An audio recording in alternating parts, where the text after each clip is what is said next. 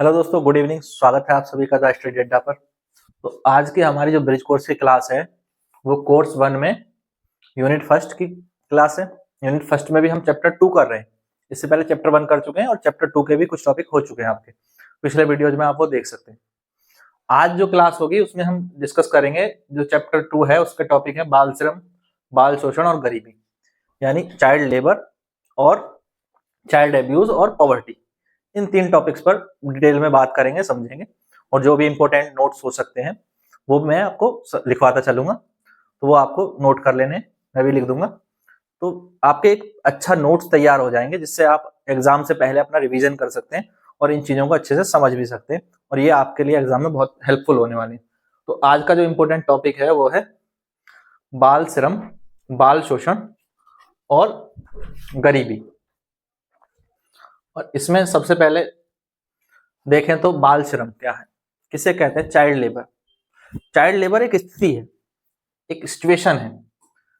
कैसी स्थिति है? एक ऐसी स्थिति है जिसमें बालक अपनी आयु या क्षमता और अधिकारों के विरुद्ध, जो उसकी आयु नहीं है पर वो काम में लगा है, ऐसे कामों में भी लगा जो जोखिम भरे हो सकते हैं। अपनी क्षमता के अनुसार काम में नहीं है, ऐसे कामों में जो उसकी क्षमता से बाहर है, और ऐसे कामों में है जो उसके अधिकारों का उल्लंघन करते हैं, बाल अधिकार का उल्लंघन करते हैं। यानी एक ऐसी स्थिति जिसमें बच्चे की आयु, क्षमता और अधिकार के विरुद्ध कार्य कराए जाए, अधिकारों के विरुद्ध यानी इनका उल्लंघन करने वाले, विरुद्ध या उल्लंघन करने वाले कार्यों में लगाना या लगना।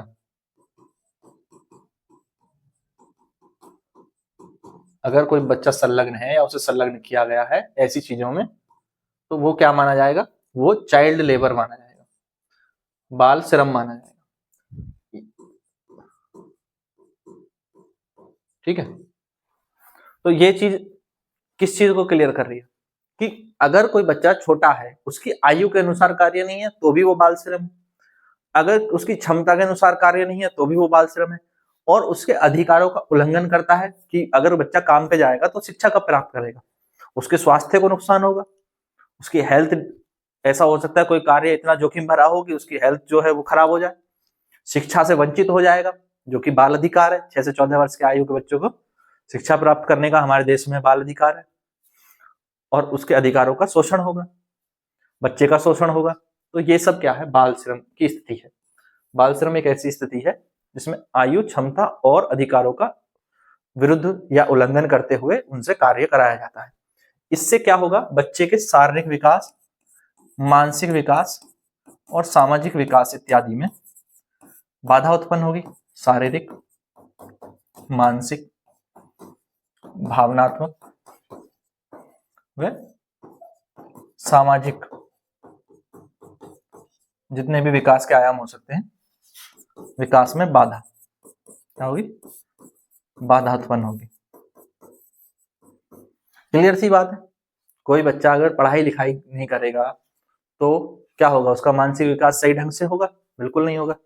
बच्चा अपने खेल कूद और अपने खाने पीने का ध्यान न रख करके, खेलने कूदने में इन्वॉल्व ना रह करके, और बच्चा जाता है काम पर या कहीं मजदूरी करने, तो उसके शारीरिक विकास जो है वो प्रभावित होगा। और ऐसे बच्चों का सामाजिक विकास भी काम के इर्द गिर्द ही होता है, जहां वो काम करते हैं।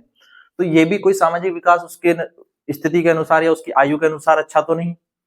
हमने पिछले चैप्टर में, पिछले टॉपिक में डिस्कस किया था, जो कार्यरत बच्चे होते हैं, जो बच्चे जो है बाल श्रम से प्रभावित होते हैं, उनका जो सामाजिक विकास है वो भी जो है उनके कार्य क्षेत्र के आसपास ही होता है। उनकी जान पहचान, उनकी बातचीत उन्हीं लोगों से होती है जो लोग वहां खुद मजदूरी में इन्वॉल्व होते हैं। बच्चे के लिए तो वो सब अच्छा नहीं है, ना सही है। तो ये क्या है? उनके शारीरिक विकास के साथ साथ, मानसिक विकास के साथ साथ सामाजिक विकास में भी बाधा उत्पन्न करता है, और बच्चे के भावनात्मक विकास भी इससे प्रभावित होता है। तो ये तो हम समझ गए कि बाल श्रम है क्या और बाल श्रम से होता क्या है, ये बात क्लियर है। पर इसके क्या कारण हैं ये हम देखें। ऐसा तो नहीं है कि वो बच्चे अपने शौक से वहां काम करने जा रहे हैं। किसी को लगता है ऐसा कि बच्चे वहां शौक से काम करने जा रहे हैं? ऐसा तो नहीं है। इसके कुछ कारण हैं। क्या कारण है आप सब जानते हैं। इसका बहुत बड़ा कारण तो है गरीबी। क्या है? गरीबी।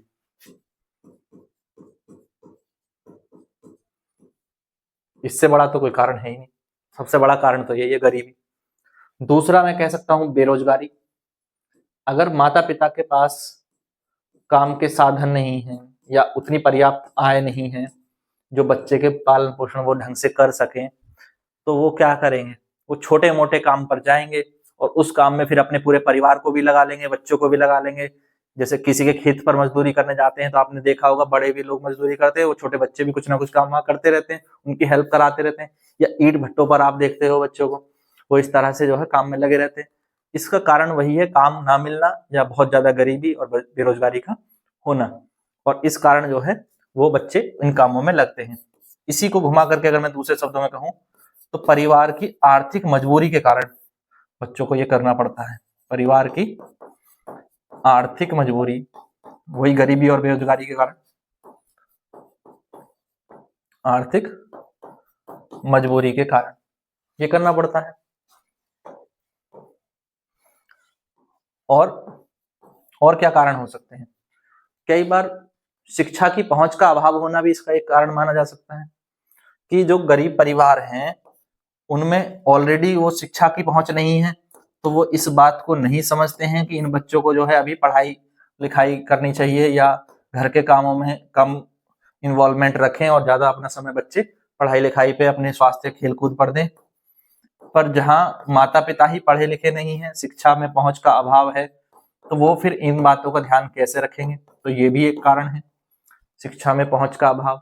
और क्या कारण हो सकता है? कई बार पूरा सामाजिक परिवेश ही ऐसा होता है, एक पूरा का पूरा समाज ऐसा होता है जो पूरा का, जैसे कहते हैं ना, हमारे किसी बड़े शहर में आप चले जाओ तो वहां आपको कुछ मलिन बस्तियां मिल जाएंगी, जिन्हें हम मलिन बस्तियां कह देते हैं।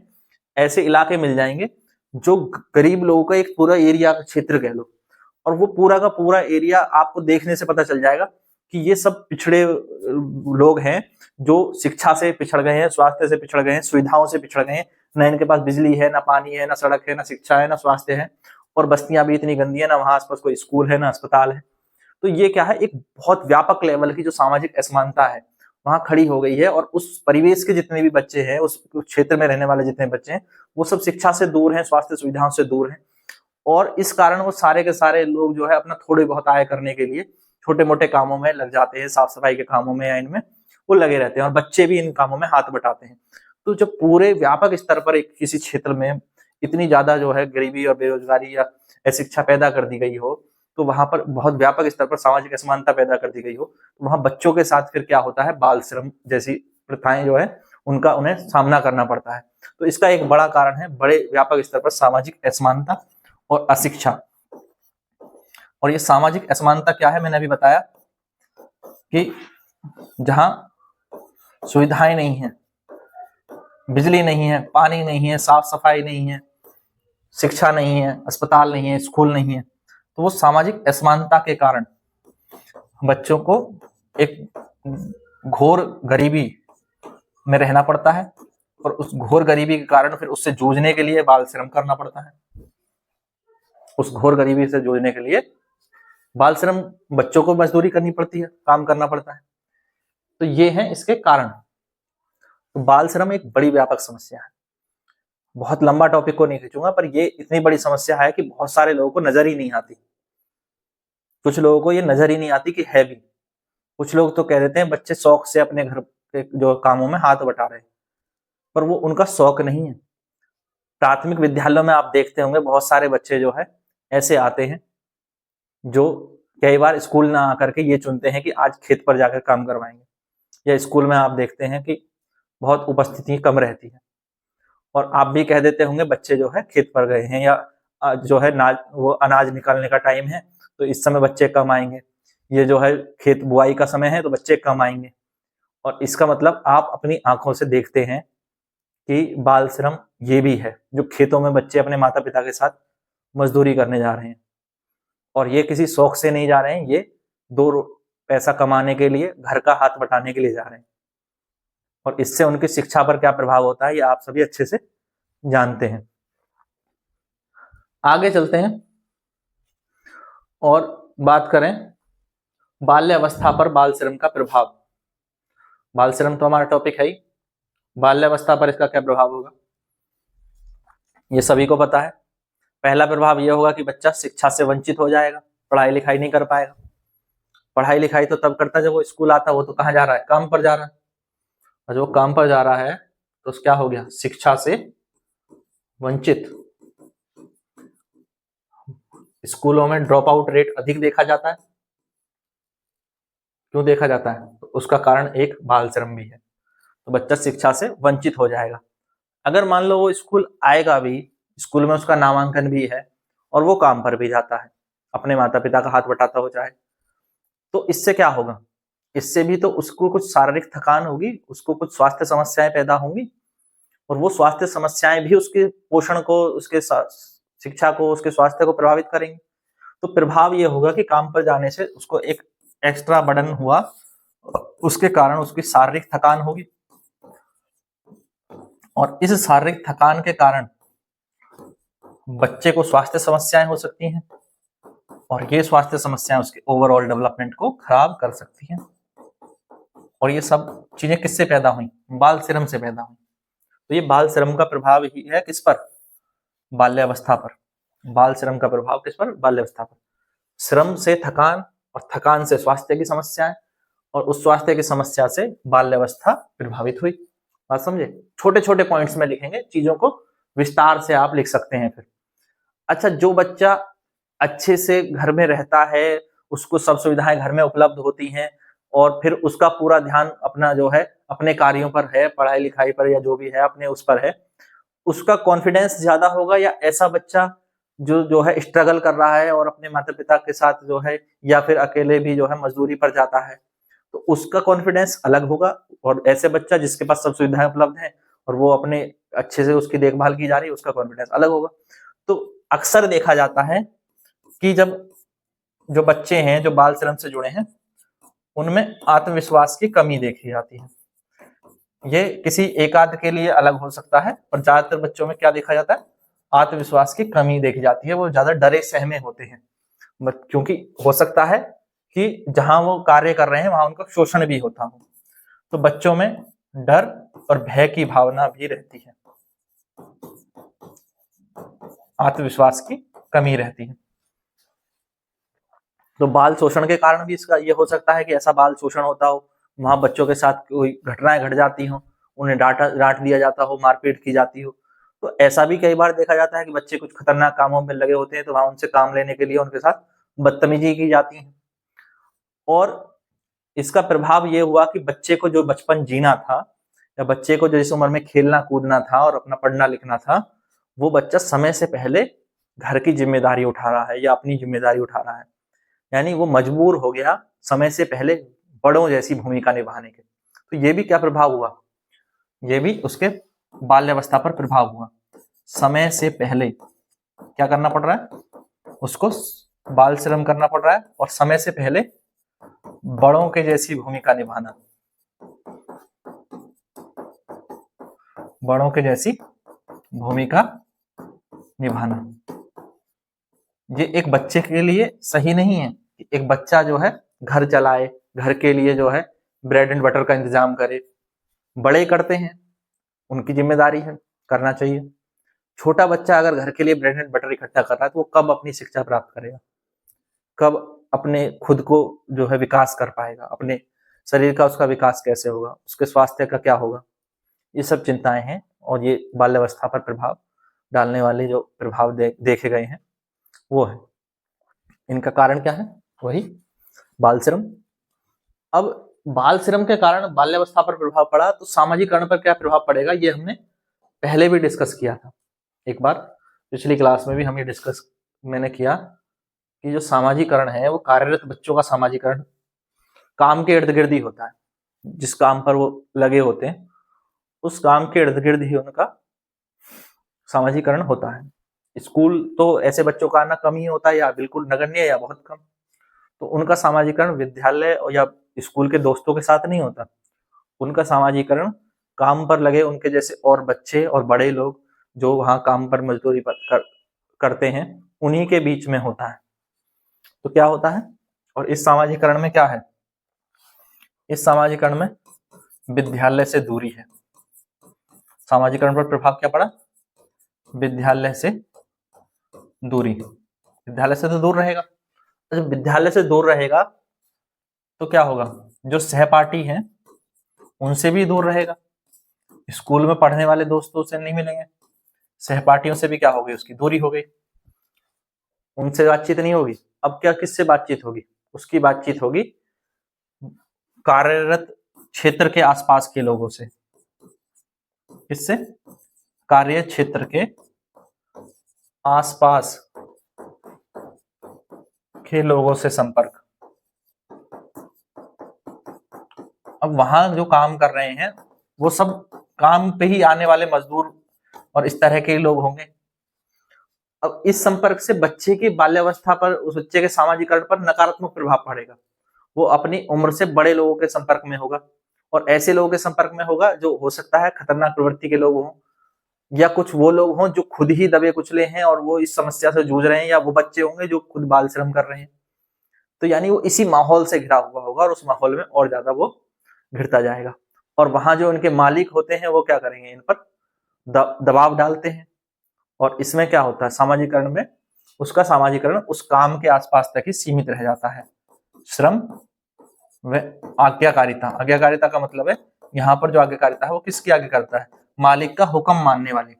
श्रम व आज्ञाकारिता तक सीमित सामाजिकरण, श्रम और आज्ञाकारिता तक सीमित सामाजिकरण उसका होगा। यानी वो इतना ही बस सोशल होगा जितना उसके काम के लिए और मालिक का हक बात मानने के लिए जरूरी है, उतना ही सोशल हो पाएगा, है ना। शॉर्ट में हम इसको इस तरह से कह सकते हैं। फिर एक बात ये भी होगी कि वो बच्चा क्योंकि शिक्षा ग्रहण नहीं कर पाएगा तो उसके सामाजिकरण में एक नुकसान ये होगा कि वो अपने बाल अधिकारों को जान नहीं पाएगा, या बाल अधिकारों से जो है वो वंचित रह जाएगा, क्योंकि वो उनके प्रति जागरूक नहीं है या उसे पता ही नहीं होंगे। अगर वो शिक्षा ग्रहण करता तो उसको पता होते, पर उसने तो शिक्षा ग्रहण करने के बजाय उसको ऐसे कामों में लगा दिया गया है, वो बच्चा ऐसे कामों में इन्वॉल्व है जहां शिक्षा से तो लेना देना दूर दूर तक नहीं है। और जब शिक्षा से लेना देना दूर दूर तक नहीं है तो उससे क्या होगा कि वो अपने अधिकारों के प्रति जागरूक नहीं होगा। तो प्रभाव ये होगा कि सामाजिक भी नहीं हो पाएगा और जो अधिकार हैं उनको भी नहीं जान पाएगा। अधिकारों के प्रति जागरूकता का अभाव, इसको आप ऐसे लिख सकते हैं, अधिकारों के प्रति जागरूकता का अभाव होगा। ठीक है, तो बाल श्रम के टॉपिक में हमने ये सारी चीजें समझी। अभी हमने इसमें से एक टॉपिक कर लिया, बाल श्रम। अब बाल श्रम से ही जुड़ा है बाल शोषण। शोषण क्या है, बच्चे के साथ कोई दुर्व्यवहार हो वो शोषण। बच्चे के साथ किसी भी प्रकार का दुर्व्यवहार होना क्या है, शोषण है, चाइल्ड एब्यूज जिसे कहते हैं। यानी शोषण शब्द ही क्या बताता है, दुर्व्यवहार। दुर्व्यवहार ये है शोषण, सिंपल एक शब्द में कहूं तो। अब यहां पर क्योंकि बाल शोषण की बात हो रही है तो बच्चे के साथ दुर्व्यवहार, इसमें कई प्रकार की चीजें हो सकती हैं, शारीरिक हो चाहे मानसिक हो। शारीरिक या मानसिक, शारीरिक या मानसिक। भावनात्मक भी हो सकता है, भावनात्मक। और क्या हो सकता है, यौन दुर्व्यवहार हो सकता है, यौन दुर्व्यवहार। तो कई प्रकार हो सकते हैं। एक सेकंड,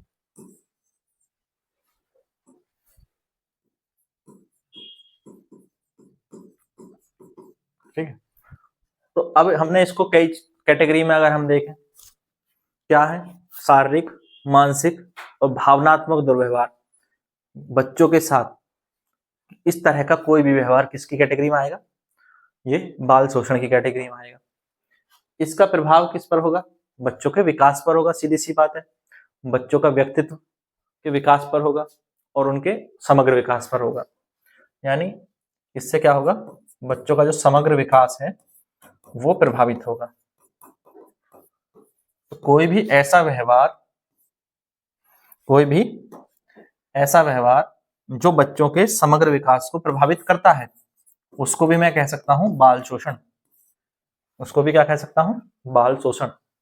दो परिभाषा बन गई, बच्चों का शारीरिक, मानसिक, भावनात्मक और यौन दुर्व्यवहार, ये भी क्या है? बाल शोषण।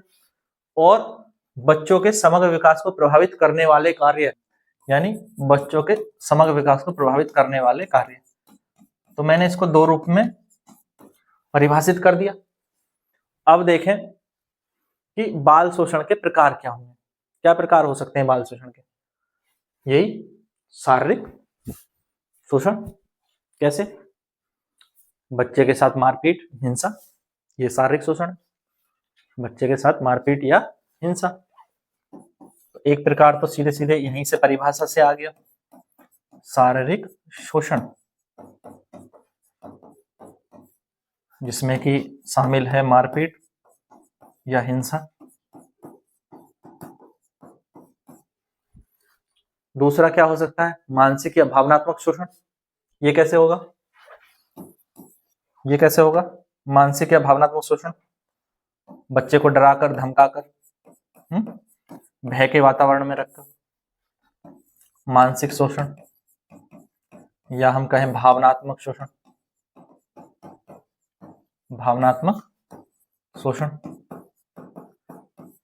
ये किस प्रकार होगा? ये आपका भय, डर, असुरक्षा, इस कारण होगा, मानसिक शोषण हो गया। या बच्चे का अपमान करना, गाली आदि देना, इससे हो जाएगा।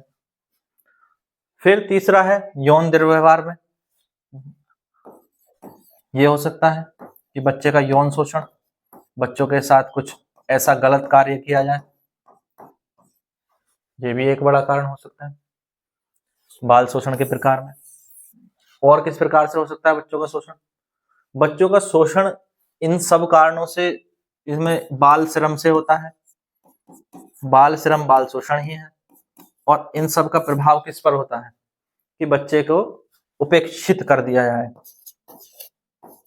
उपेक्षा से, ये भी एक शोषण का प्रकार है, नेग्लेक्ट करना। ये नहीं कि सिर्फ श्रम में ही हो रहा है, सिर्फ श्रम में नहीं, कई बार बच्चा शोषित महसूस कर सकता है या डिप्रेस महसूस कर सकता है अगर उसको नेग्लेक्ट किया जाए, उसकी बातों को नहीं सुना जाए, या उसकी जो फीलिंग्स हैं उन्हें रेस्पेक्ट ना दी जाए, समझा ना जाए। और ये भी एक तरह से बच्चों का शोषण ही है कि उनकी बात ना सुनना या उन पर सिर्फ अपनी बात थोपते रहना, हमेशा उनको डांटते डपटते रहना। तो उपेक्षा भी एक प्रकार है जो बाल शोषण का। ये आप लोगों को शायद नहीं पहली बार में समझ आया होगा या लगा होगा कि ये तो एक नया पॉइंट है, पर बच्चों को नेग्लेक्ट करना भी एक बाल शोषण का ही प्रकार है, ये समझे। अब आगे बात करें तो क्या कारण है, बाल शोषण होता क्यों है? फिर वही जो कारण है बाल श्रम के, वही लगभग कारण जुड़े हुए हैं बाल शोषण से भी, कुछ नए भी हैं। बाल शोषण के क्या कारण है? इसमें कई बार जो बच्चे काम पर जाते हैं उनका शोषण होता है, तो वो और काम पर जाते हैं तो उसके पीछे कारण होता है गरीबी, उसमें कारण होता है गरीबी।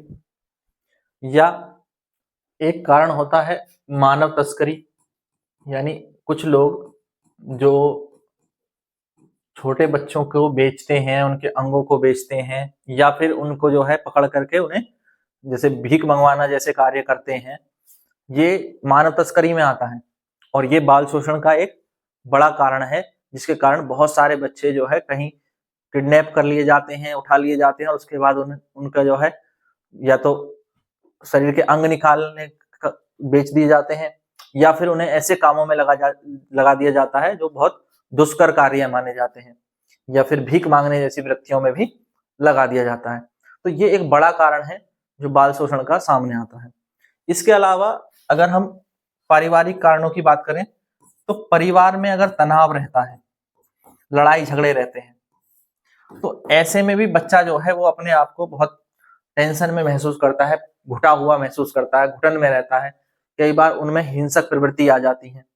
और अगर घर में ही माता-पिता या परिवार का कोई सदस्य जो है वो ऐसी प्रवृत्ति का हो, जो नशा करता हो या रोज लड़ाई झगड़ा करता हो। पारिवारिक तनाव का एक बड़ा कारण तो नशा और हिंसक प्रवृत्ति भी होती है ना। पारिवारिक तनाव सिर्फ ऐसा तो नहीं है कि किसी बात को ही लेके हो, ज्यादातर जो पारिवारिक तनाव के कारण है वो नशा और हिंसक प्रवृत्तियां हैं।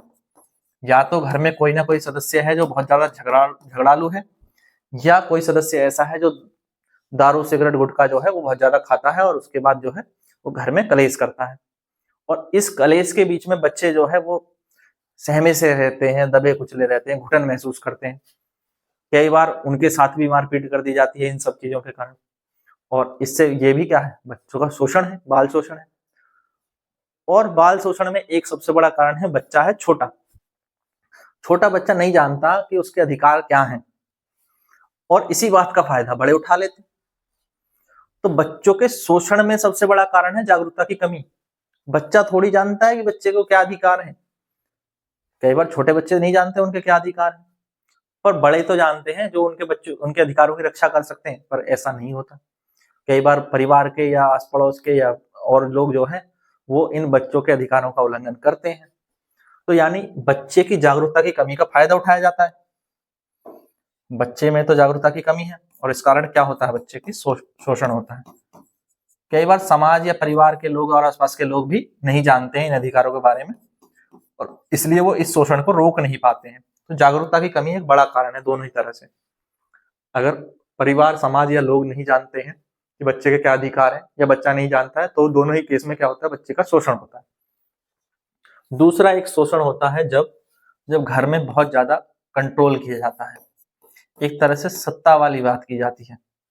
सत्ता और नियंत्रण, घर में या समाज में जब बहुत ज्यादा सत्ता और नियंत्रण हावी रहता है, ठीक है, या तो बड़ों का कंट्रोल हो और ऐसी मानसिकता हो कि बड़ों ने जो कहा है वही मानना है, चाहे गलत हो चाहे सही हो। ये जो मानसिकता है, सत्ता और नियंत्रण की मानसिकता, ये मानसिकता क्या करती है, ये बच्चों का शोषण कराती है। Power, we have the power, we have the right, what we say you have to follow. इस तरह की जो मानसिकता है वो क्या कराती है, बच्चों का शोषण कराती है, घर परिवार में भी समाज में भी। तो छोटे बच्चों को ये मानना कि जो बड़ों ने कहा वो बच्चे मानेंगे, ये मानसिकता ही किसका कारण बनती है, बाल शोषण का कारण बनती है। ये बात समझ में आई? ये बहुत इंपॉर्टेंट बात है कि हमारा जो समाज है वो इस तरह के माहौल में पला बढ़ा है कि हम ये मानते हैं कि अगर बड़े कुछ कह रहे हैं तो बच्चे डिनाई कैसे कर सकते हैं। बच्चे को तो मानना ही मानना चाहिए, बच्चा तो आज्ञाकारी होना चाहिए। और अगर बात नहीं मानता इसका मतलब हमारी तो चलती नहीं, हमारे तो नियंत्रण ही नहीं है बच्चे पे। तो ये मानना कि अगर हमारी बात नहीं मानता तो वो हमारे नियंत्रण से बाहर है, ये बच्चे के शोषण का कारण बनती है।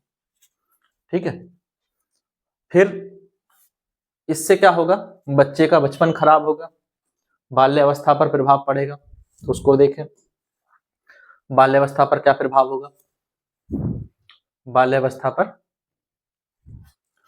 बताओ, सोचें। जो बच्चा बाल शोषण का शिकार हुआ उसका बचपन कैसे गुजरा, डर में गुजरा, भय में गुजरा, तनाव में गुजरा, नहीं? तो ये उसकी बाल्यावस्था पर प्रभाव है नहीं? भय, डर, तनाव, ये किसके लक्षण हैं, बाल शोषण के कारण ही तो पैदा हुए, और जिससे बाल्यावस्था पर ये प्रभाव हुए, ये सब प्रभाव है। बच्चा किस में रहेगा, भय में रहेगा, डर में रहेगा, तनाव में रहेगा। बच्चे में आत्मविश्वास ज्यादा होगा, बताओ? नहीं, क्या होगा, आत्मविश्वास की कमी होगी। जिस बच्चे का शोषण हुआ उसमें आत्मविश्वास की क्या होगी, कमी होगी, ऑब्वियस सी बात है। उसका आत्मसम्मान कैसा होगा, सेल्फ रिस्पेक्ट कैसी होगी, ज्यादा होगी कि कम होगी, आत्मसम्मान की भी कमी होगी, बताओ? और क्या होगा, कई बार बच्चों के जो व्यवहार में जो है चिड़चिड़ापन या झगड़ालू प्रवृत्ति देखी जाती है, तो क्या होगा, बच्चों को व्यवहार संबंधी समस्याएं होंगी, होंगी नहीं होंगी? बच्चों में व्यवहार संबंधी समस्याएं क्या होंगी,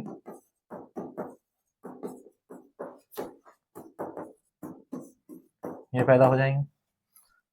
चिड़चिड़ापन, झगड़ालू प्रवृत्ति, अकेले रहना, किसी से बातचीत नहीं करना, ये सब क्या है?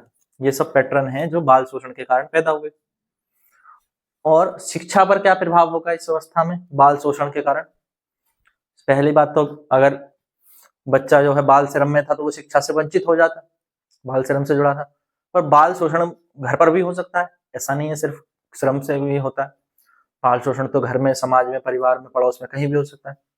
और इसके कारण क्या होगा? बच्चे पर मानसिक प्रभाव पड़ेगा, और जब उसके बाद मानसिक प्रभाव पड़ेगा तो उसके सीखने में क्या होगा? कठिनाई उत्पन्न होगी। तो बाल्यावस्था में अगर बच्चे का बाल शोषण हुआ, शारीरिक, मानसिक या यौन दुर्व्यवहार या कोई किसी भी तरह का भावनात्मक दुर्व्यवहार उसके साथ हुआ, तो उससे क्या होगा? उसके सीखने पर प्रभाव पड़ेगा और उसे सीखने में कठिनाई होगी। अब मान लो ऐसा कोई दुर्व्यवहार बच्चे के साथ स्कूल में ही हुआ हो, ऐसा तो नहीं है, ऐसी घटनाएं नहीं होती, आप आए दिन अखबारों में पढ़ते हैं, केवल बच्चों के साथ ऐसा दुर्व्यवहार स्कूल में भी हो जाता है। या मान लो टीचर पीट देता हो बिना बात के, चलो सिंपल सा एग्जांपल ले लेते हैं। अब जब टीचर पीट देता है बिना बात के, या और पहली बात तो किसी भी बात के लिए पीटना नहीं चाहिए, बच्चा स्कूल आना कम कर देगा, या फिर पीछे बैठना शुरू कर देगा, या फिर उस टीचर की कक्षा में नहीं आएगा, या उससे बचने लगेगा, या डरने लगेगा, सवाल नहीं पूछेगा। और धीरे धीरे क्या होगा? बच्चे के सीखने में गिरावट आती जाएगी, सीखने में कठिनाई पैदा हो जाएगी। वही बात है, ये सब इसी के एग्जाम्पल है। ठीक है, तो हमने 2 टॉपिक ऑलमोस्ट कवर कर लिए। यहाँ पर बाल श्रम की बात हो चुकी है, बाल शोषण की भी। अब इसमें एक बात और बचती है कि बाल शोषण से सामाजिकता पर क्या प्रभाव पड़ेगा, है ना? तो इसको भी देख लें, बाल शोषण से सामाजिकरण पर क्या प्रभाव पड़ेगा। इसके बाद हम लास्ट पॉइंट गरीबी के संदर्भ में जो है बाल्यावस्था की बात करेंगे। और वैसे आप इसको समझते भी हैं, गरीबी के संदर्भ में बाल्यावस्था क्या है, तो फिर भी जो है इसको थोड़ा सा देख लेंगे। इंपॉर्टेंट टॉपिक तो यही है। अब सामाजिकरण पर क्या प्रभाव होगा? जो बच्चा बाल शोषण का शिकार हुआ, मैं मान लेता हूं कोई बच्चा है जो बाल शोषण का शिकार हुआ, और ये मान लो कि उसका जो शोषण किया गया वो परिवार के किसी सदस्य द्वारा या विद्यालय में किसी शिक्षक द्वारा किया गया। अब आप जीवन भर उसे ये नहीं समझा पाओगे कि परिवार के जो सदस्य हैं वो अच्छे होते हैं, या वो तुम्हारी देखभाल करते हैं, या वो तुम्हें प्रेम करते हैं, स्नेह करते हैं। अगर किसी परिवार के सदस्य ने, या इसी तरह से अगर मान लो किसी स्कूल में बच्चे के साथ दुर्व्यवहार हुआ, तो ये बच्चा कभी नहीं मानेगा कि सब शिक्षक ऐसे नहीं होते, नहीं मानेगा ना। या वो शिक्षकों से ही भयभीत रहने लग जाएगा, या परिवार के सदस्यों से, तो उसका विश्वास ही सामाजिक संबंधों से उठ जाएगा। और जब सामाजिक संबंधों से ही बच्चे का विश्वास उठ जाएगा, परिवार के सदस्यों से विश्वास उठ गया, क्योंकि दुर्व्यवहार करने वाला जो उसके परिवार का सदस्य ही था, तो क्या होगा? सामाजिकरण कैसा होगा? सामाजिकरण भी उसका प्रभावित होगा। सामाजिक संबंधों में विश्वास नहीं रहा ना बच्चे का, तो बच्चा तो अब किसी से मिलना जुलना नहीं चाहता। उसे तो लगता है बड़े भी जो घर के या परिवार के या रिश्तेदार जो हैं वो भी शोषण करते हैं, कर सकते हैं, तो उनसे भी डरा सहमा रहेगा, उनसे मिलने जुलने में कतराएगा। तो सामाजिकरण पर प्रभाव ये पड़ता है कि जब बच्चे के साथ ऐसे कोई घटना होती है, बाल शोषण होता है, तो वो सामाजिक संबंधों के प्रति ही अविश्वास व्यक्त करता है। सामाजिक संबंधों के प्रति अविश्वास पैदा हो जाएगा, समझे? कारण क्या था कि दुर्व्यवहार करने वाला कोई उसका समाज का ही या परिवार का ही व्यक्ति था, या उसके निकटता वाला व्यक्ति था। और इसके 2 रिजल्ट निकल के आएंगे। 2 रिजल्ट क्या निकल के आएंगे? या तो बच्चा अब शांत हो जाएगा, यानी जिसको कहते हैं इंट्रोवर्ट चाइल्ड, अंतर्मुखी, वो या तो अब किसी से बात नहीं करेगा, बचा रहेगा, कोना तलाशेगा, हर जगह बचेगा, किसी से बात नहीं करना चाहेगा, या फिर वो आक्रामक हो जाएगा, अटैकिंग, अब वो झगड़ालू प्रवृत्ति का बन जाएगा। ये 2 रिजल्ट निकल के आते हैं ऐसे बच्चों के जो बाल शोषण का शिकार होते हैं। फिर तो क्या प्रवृत्ति आई, और ये दोनों प्रवृत्तियां सामाजिकरण को बेहतर करेंगी कि बिगाड़ेंगे? क्योंकि अंतर्मुखी व्यवहार सामाजिकरण में बड़ी बाधा है। कोई बच्चा स्वयं में खोया रहता है, बात नहीं करता, खुद से ही खुद में डूबा रहता है, तो ये भी क्या है? सामाजिकरण का तो नकारात्मक पक्ष है। और कोई बच्चा बहुत आक्रामक तरीके से व्यवहार करता है, तो भी कोई उसके साथ घुलना मिलना नहीं चाहेगा। अब इसके पीछे कारण था बाल शोषण, वो एक अलग बात है, पर लोगों तो ये देखेंगे कि ये तो झगड़ालू है तो इससे बचेंगे, और जब लोग उससे बचेंगे या उसके यार दोस्त उससे बचेंगे तो उसकी जो है सर्कल है वो छोटी होती जाएगी, तो सोशलाइजेशन क्या होगा, घटेगा। और सोशलाइजेशन घटा, क्यों घटा? क्यों? कारण था आक्रामक या अंतर्मुखी व्यवहार। दोनों ही स्थिति क्या है? आक्रामक या अंतर्मुखी व्यवहार।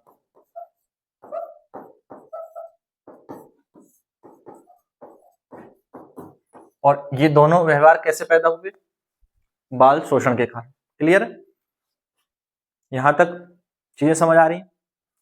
अब दूसरा इसका जो प्रभाव है वो ये देखने को मिला कि सामाजिक संबंधों के प्रति अविश्वास हुआ और समाज से अलगाव हो गया। क्या हो गया? ये सेम ही बात है, इसको मैं अलग तरीके से बस लिख दे रहा हूं ताकि आप एक पॉइंट और लिख पाए। समाज से अलगाव या समाज के प्रति अलगाव, उसकी प्रवृत्ति हमेशा कैसी हो जाएगी? समाज के प्रति विरोधी प्रवृत्ति। कैसी हो जाएगी? विरोधी प्रवृत्ति। और इसमें मुख्य कारण क्या है? वही बाल शोषण। ठीक है, तो दो टॉपिक्स को तो हमने बहुत अच्छे से अलग अलग संदर्भ में देख लिया। लास्ट जो टॉपिक है बहुत छोटा सा टॉपिक है, गरीबी, पॉवर्टी, से भी देखें। तो पॉवर्टी क्या है? गरीबी एक आर्थिक स्थिति है। गरीबी को अगर मैं साधारण शब्दों में कहूं तो इसका तात्पर्य किससे है? आर्थिक स्थिति से तात्पर्य है। और कैसी आर्थिक स्थिति? ऐसी स्थिति जिसमें जो आवश्यकता की पूर्ति ना हो पाए। अगर व्यक्ति अपनी आवश्यकताओं की पूर्ति ना कर पाए, चाहे वो आवश्यकता की पूर्ति के लिए आवश्यक संसाधनों का अभाव, संसाधनों का अभाव, ये है गरीबी। मोटा मोटा समझेगा, जो संसाधन चाहिए आवश्यकता की पूर्ति के लिए, या जीवन की जो बुनियादी आवश्यकताएं हैं उनकी पूर्ति के लिए जो संसाधन चाहिए, वो संसाधन अगर नहीं प्राप्त करने में कोई सक्षम है तो वही एक आर्थिक स्थिति क्या है? वो गरीबी है।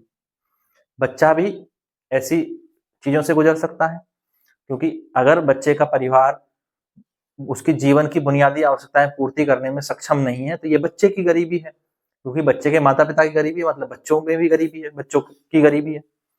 तो उन बच्चों को इस स्थिति में जीवन गुजारना पड़े जहां उनके लिए बुनियादी सुविधाएं नहीं है, तो उसी को हम क्या कह रहे हैं? गरीबी। किसी बालक को प्रभावित करने के लिए सबसे बड़ा कारण है, बाल्यावस्था को प्रभावित करने के लिए, वो है गरीबी। बाल्य अवस्था को प्रभावित करने वाला सबसे बड़ा कारण, बाल श्रम का कारण भी गरीबी, बाल श्रम का कारण भी गरीबी। और बाल्यावस्था को सबसे ज्यादा प्रभावित भी करेगी, वो करेगी गरीबी। बाल शोषण एक अलग फैक्टर है, उसमें गरीबी भी जुड़ी है, उसमें अन्य फैक्टर भी जुड़े हैं, पर बाल श्रम सीधे सीधे गरीबी से जुड़ा है, क्योंकि इसमें ज्यादा बड़ा हिस्सा गरीबी से जुड़ता है। और अन्य संदर्भों में अगर आप देखोगे तो इसका प्रभाव क्या है? बाल्यावस्था पर क्या प्रभाव है? बाल्यावस्था पर यह प्रभाव है कि बच्चों को जो सुविधाएं मिलनी चाहिए, जो बुनियादी सुविधाएं उन्हें प्राप्त होनी चाहिए, वो सुविधाएं नहीं मिलेंगी। वो बुनियादी सुविधाओं से क्या हो जाएगा? वंचित हो जाएगा बच्चा। तो बाल्य अवस्था पर इससे बड़ा प्रभाव क्या पड़ेगा कि उसको जो बेसिक नेसेसिटी है, खाना पीना, शिक्षा, स्वास्थ्य, वही नहीं मिल पाएगा। बिजली, पानी, सड़क, ये सब तो आगे की बातें हैं। एक बच्चा अगर अपने पोषण को ही प्राप्त नहीं कर पा रहा, उसके माता पिता अगर उसको पोषण प्रदान करने में ही सक्षम नहीं है या शिक्षा प्रदान करने में सक्षम नहीं है, तो उसका फिर स्वास्थ्य भी खराब हो जाएगा, है ना। ये सब में क्या होगी? पोषण, शिक्षा और स्वास्थ्य में क्या हो जाएगी? कमी हो जाएगी। शिक्षा प्राप्त नहीं कर पाएगा, स्वास्थ्य गिर जाएगा, पोषण नहीं मिलेगा, कुपोषण के कारण ही स्वास्थ्य गिर जाएगा। मोटा मोटा इन 3 शब्दों में मैंने सारी बात को समेट दिया। तो शॉर्ट में हम समझ गए कि बाल्यावस्था पर गरीबी का क्या प्रभाव है कि बच्चा अपने जीवन की बुनियादी आवश्यकताओं की पूर्ति नहीं कर पाएगा। डिटेल में अगर आप देखोगे तो स्वास्थ्य खराब होगा, तो स्वास्थ्य खराब होने के कारण क्या होगा? कुपोषण। गरीबी के कारण बच्चे जो है वो पोषण प्राप्त नहीं कर पाते, तो इससे क्या होता है? मेल न्यूट्रिशन, कुपोषण की समस्या, जो कि अभी भी हमारे देश में एक व्यापक स्तर पर देखी जाती है। इसके कारण क्या होगा? बच्चा शिक्षा से वंचित हो जाएगा। आप इसी को शिक्षा से वंचित करके लिख सकते हैं। इसके कारण क्या होगा? कई बार बच्चों को खुद भी जो है घरेलू कार्य या माता पिता के साथ कार्य पर जाना पड़ सकता है। इससे क्या होगा? बाल श्रम। गरीबी किस बच्चे को कहाँ धकेल देती है? बाल श्रम में धकेल देती है ना? बाल श्रम की ओर क्या होगा? बच्चे को धकेल दिया जाएगा या मजबूरी में जाना पड़ेगा उसे काम पर, क्योंकि सबसे पहले पेट पूजा, दूसरा कोई काम दूजा। अगर बच्चे को खाना ही नहीं मिल रहा तो बाकी सब बातें बेबुनियादी हैं, सब बेबुनियादी बातें हैं। पढ़ाई लिखाई दर्शन सब बेबुनियाद की बातें। सबसे पहले पेट भरा होना चाहिए। अगर पेट भरा नहीं है तो पढ़ाई लिखाई सब बेकार की बात है, ये सब बाद में आती। और जब गरीबी होती है तो बालक भी इस रास्ते पर जाने के लिए मजबूर हो जाते हैं कि वो भी अपने खाने पीने का इंतजाम करने के लिए कुछ काम धाम करें या काम में हाथ बटाएं। तो बाल श्रम का मुख्य कारण क्या है? गरीबी। फिर इससे क्या हुआ? इसका प्रभाव, गरीबी का प्रभाव क्या हुआ? अब गरीब कोई बहुत अच्छे मकान में रह रहा होगा या बहुत अच्छे आवास पर रह रहा होगा या बहुत अच्छे वातावरण में रह रहा होगा, ऐसा तो नहीं। तो यही प्रभाव है कि जब आपके पास पैसा नहीं होता तो आप फिर ऐसी जगह पर रहने के लिए मजबूर होंगे कि जहां पर सुविधाएं नहीं होंगी, बुनियादी सुविधाएं नहीं होंगी, या जहां का वातावरण अच्छा नहीं होगा। तो इसके कारण क्या होगा कि खराब या सुविधाहीन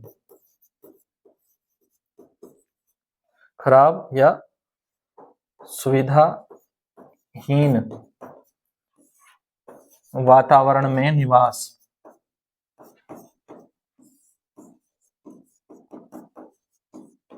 रहना सहना भी वहां हो पाएगा जहां कम से कम में गुजारा हो सके, क्योंकि जहां बहुत ज्यादा संसाधन चाहिए वहां तो फिर रहना सहना नहीं हो पाएगा, क्योंकि पहले ही आदमी की आर्थिक स्थिति खराब है। गरीबी में आप ऐसी जगह कैसे रह सकते हैं जहां रहने का ही जो है खर्चा बहुत हो या खाने पीने का ही खर्चा वहां बहुत हो, तो फिर कहाँ रहेगा? खराब सुविधाहीन वातावरण में व्यक्ति निवास करेगा। और बाल्यावस्था, ऐसे बालक अगर ऐसे वातावरण में रहेगा तो उसका विकास कैसे होगा? नहीं होगा। समग्र विकास प्रभावित होगा सभी तरह का। एक ही शब्द में समझ जाए, चाहे शारीरिक हो, चाहे सामाजिक हो, चाहे मानसिक हो, तो पूरा समग्र विकास पर प्रभाव किसका पड़ेगा? गरीबी का। तो अब आप इसको अच्छे से लिख सकते हैं, ज्यादा से ज्यादा शब्दों में लिख सकते हैं, नहीं लिख सकते हैं बताएं? कोई भी टॉपिक आपको क्वेश्चन बना के दिया जाएगा तो आप उसके कारण, प्रभाव आदि सब लिख पाएंगे। इसमें स्पेशली अगर मैं बच्चों के लिए देखूं तो यहां देखें कि बच्चे जो है उन्हें जिस उम्र में खेलना कूदना चाहिए था उस उम्र में वो गरीबी से प्रभावित है, यानी उनकी बाल्यावस्था में गरीबी है। तो क्या होगा? उनका जो खेल है, खेल के अवसरों में कमी होगी। क्या होगी?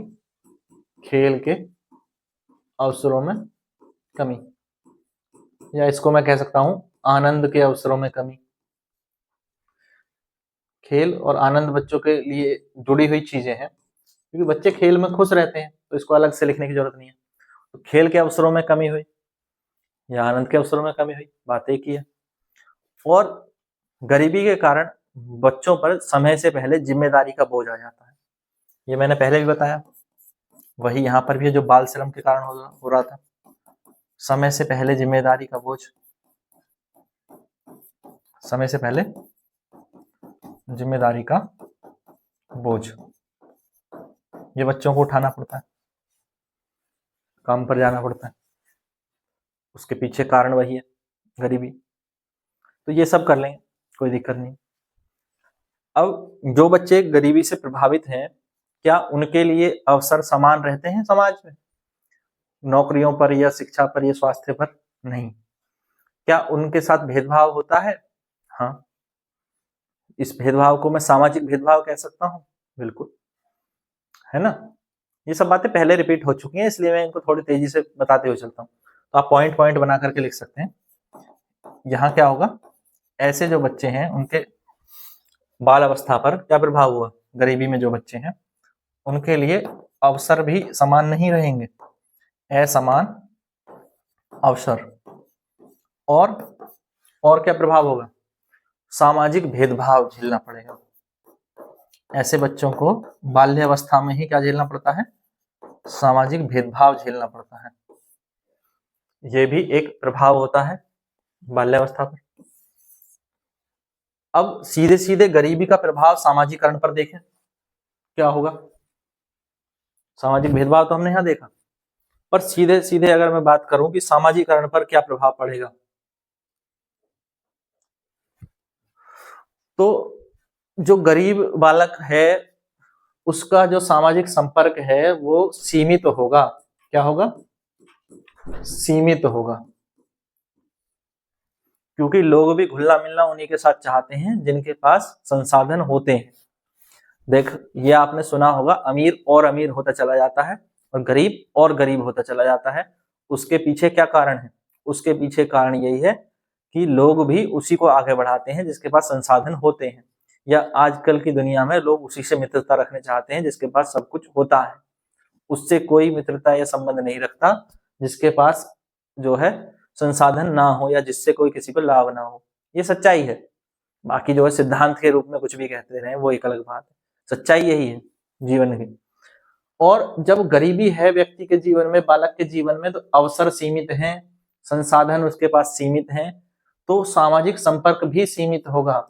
लोग भी कम ही घुले मिलेंगे उनके साथ, क्योंकि लोग तो आपकी स्थिति से घुलते मिलते हैं, संसाधन से मिलते मिलते हैं। लोग आपके व्यवहार से कम मिलते जुलते हैं, लोग आपकी स्थिति से ज्यादा मिलते जुलते हैं। और इसके कारण जब बच्चा जो है गरीब है तो उसमें जो है आत्मविश्वास की कमजोरी होगी, आत्मविश्वास कमजोर रहेगा। कई बार वो अपने आप को हीनता से देखेगा, या हम कह सकते हैं कि आत्महीनता की भावना विकसित हो सकती है। गरीबी में क्या विकसित हो सकती है? आत्महीनता की भावना। और ये जो भावना है ये बच्चे के सामाजिकरण को खराब कर सकती है। खुद के लिए खुद बुरा महसूस करने से क्या होगा कि आप लोगों के साथ घुल मिल नहीं पाओगे। जब आप अंदर से खुद को ही बुरा महसूस करते हैं या अपने अंदर ही हीन भावना रखते हैं तो आप लोगों के साथ घुल मिल नहीं पाओगे। आपको हमेशा एक डर लगा रहेगा कि यार ये क्या सोचेगा हमारे बारे में, ये इसको अगर ये पता चल गया कि हमारे पास तो कुछ नहीं है तो ये क्या सोचेगा। तो आदमी जो है इस भावना में, हीन भावना से ग्रस्त हो जाता है।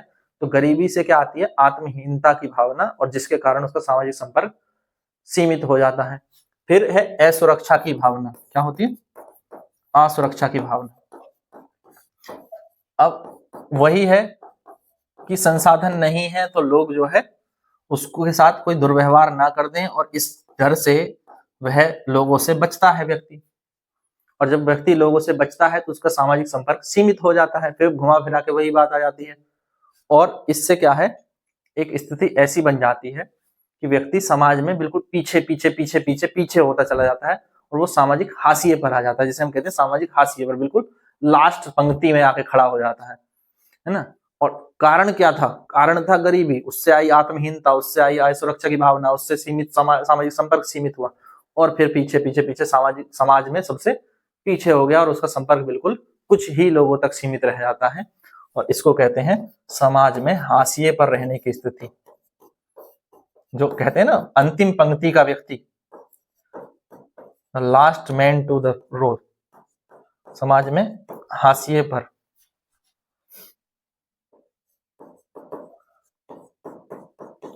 हाशिए का मतलब बिल्कुल लास्ट में पहुंच जाना। इस तरह के रहने की स्थिति आ जाती है। कारण हमने देख ही लिया। अब हम इस चीज को ये समझें कि इसमें जो बाल श्रम हमने देखा या हमने बाल शोषण को पढ़ा या गरीबी को पढ़ा, इन सब के उसमें शिक्षा और समाज ठीक करने में क्या भूमिका निभा सकते हैं। क्योंकि टॉपिक तो हम एजुकेशन से रिलेटेड सब्जेक्ट में पढ़ रहे हैं ना, बाल्यावस्था पर हमने इनका प्रभाव देख लिया, सामाजिकरण पर इसका प्रभाव देख लिया, जो कि हमारे चैप्टर का पार्ट है।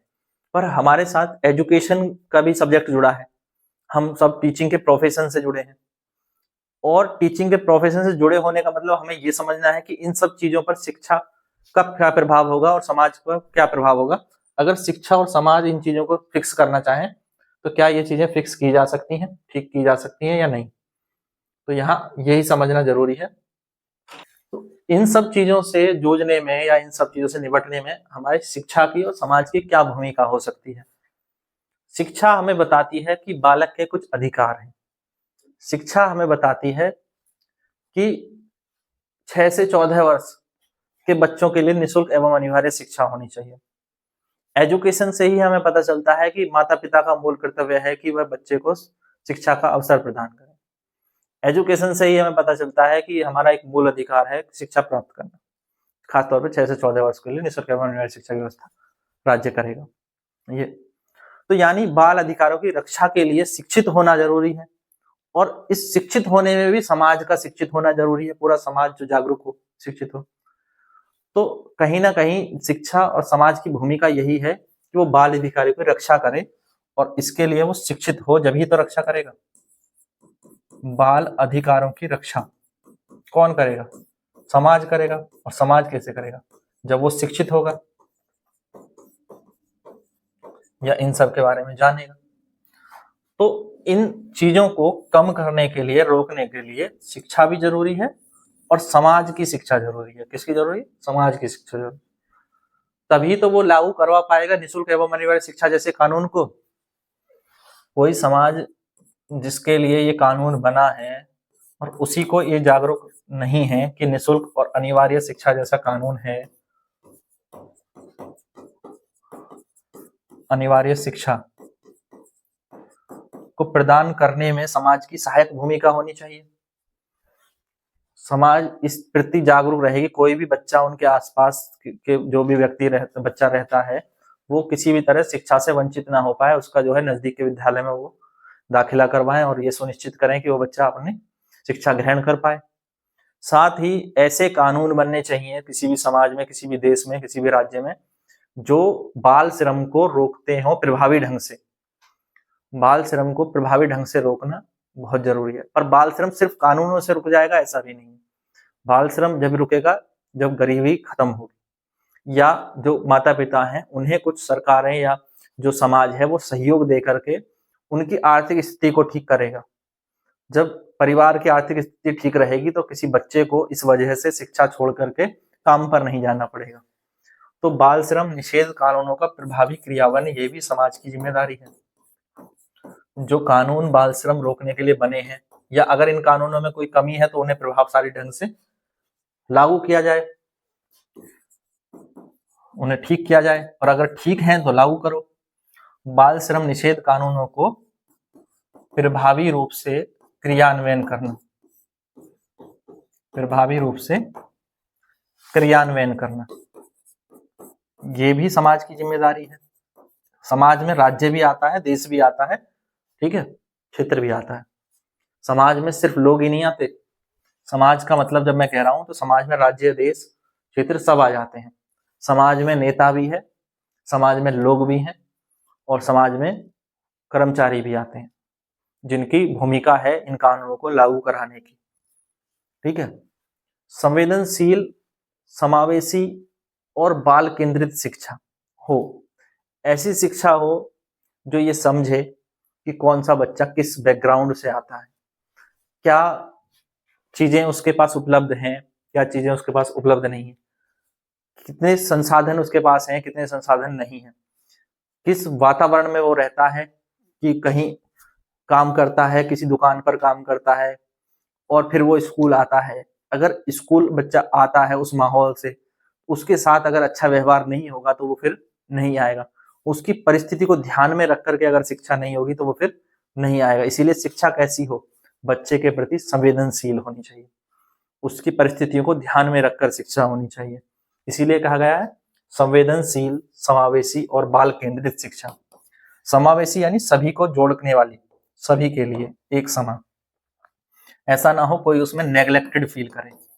संवेदनशील हो ऐसे बच्चों के प्रति, खासतौर पर जो बच्चे जो है पिछड़ी स्थिति से आते हैं, बाल श्रम से जुड़े हैं या बाल शोषण उनका हुआ है, इस तरह के सभी तरह के बच्चों के प्रति क्या हो, शिक्षा संवेदनशील हो, समावेशी हो और बाल केंद्रित हो। ये शिक्षा की भी जिम्मेदारी है और समाज की भी और विद्यालय की भी। तभी इस तरह के बच्चों को या इस परिस्थिति के बच्चों को हम शिक्षा से जोड़ सकते हैं। बाल केंद्रित शिक्षा, ये तीनों बिंदु शिक्षा के नजरिए से बहुत महत्वपूर्ण है।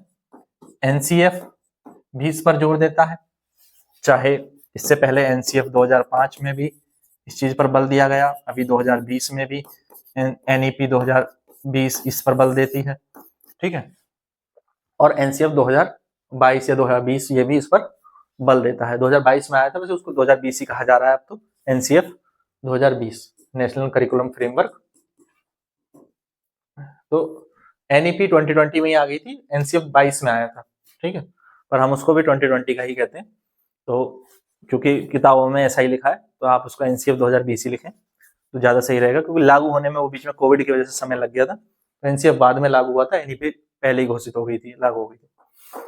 तो ये सारी चीजें हैं जो शिक्षा और समाज मिलकर के, अगर समाज खासतौर पर भूमिका निभा सकता है ऐसे बच्चों को जो है शिक्षा के दायरे में लाने में और उनको बाल श्रम से बाहर निकालने में और बाल शोषण से बचाने में, ये समाज की भूमिका मुख्य हो सकती है, शिक्षा की भूमिका बहुत मुख्य हो सकती है। तो इस पर हमने चर्चा कर ली। आज का जो हमारा टॉपिक था उसको सम अप कर लेते हैं, ठीक है। बच्चों के लिए सुरक्षित वातावरण बनाना, सम्मानजनक वातावरण बनाना शिक्षा की जिम्मेदारी तो है ही, समाज की भी जिम्मेदारी है। समाज में इस तरह की चीजें ना हो, बालकों का शोषण ना हो, बाल श्रम जैसी स्थितियां ना बने, इसके लिए सरकारों की भी जिम्मेदारी है कि गरीबी से प्रभावी ढंग से निपटें। तो आज की क्लास को हम यहीं पर समाप्त करेंगे। नेक्स्ट क्लास में हम इसी चैप्टर का एक और टॉपिक पढ़ेंगे, उसके बाद ये चैप्टर कंप्लीट हो जाएगा। तो वीडियो को सभी दोस्तों के साथ शेयर कर दें और वीडियो पसंद आए तो लाइक जरूर करें और चैनल को सब्सक्राइब करना ना भूलें। Thank you, thanks for watching. अब एग्जाम की तैयारी को और बेहतर करने के लिए हमारे चैनल को लाइक, शेयर और सब्सक्राइब करना ना भूलें।